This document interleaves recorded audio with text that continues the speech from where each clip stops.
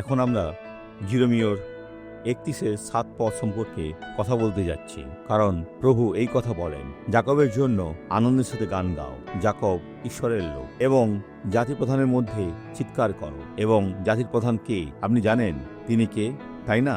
ঘোষণা করুন, প্রশংসা করুন এবং বলুন, হে প্রভু, তোমার লোকেদের রক্ষা করো, ইসরায়েলের অবশিষ্টাংশকে। এটা আমাদের প্রভু এবং পরিত্রাতা যীশু খ্রিস্ট। তিনি ইতিমধ্যে তার জীবন দান দিয়েছেন, যা প্রয়োজনে ছিল সবই তিনি করেছেন। আর যারা আজকে যিশুর নামে ডাকবে তারা রক্ষা পাবে। এই মুহূর্তে তিনি আপনার কাছে তার হাত বাড়িয়ে দিচ্ছেন, যাতে আপনি আশীর্বাদ পেতে পারেন। তিনি আপনাকে আশীর্বাদ করতে চান। আসুন প্রার্থনা করি। পিতা, এই মুহূর্তে যে প্রত্যেক ব্যক্তি আপনাকে ডাকে, আশীর্বাদ করুন নিরাময়ের সঙ্গে, শান্তির সঙ্গে, পরিত্রাণের সঙ্গে। যিশুর নামে কোনো মন্দ আপনাকে আর স্পর্শ করতে পারবে না। আপনার বিশ্বাসে দৃঢ় থাকুন, কারণ ঈশ্বর আপনাকে বিজয় দান করবেন। আমেন।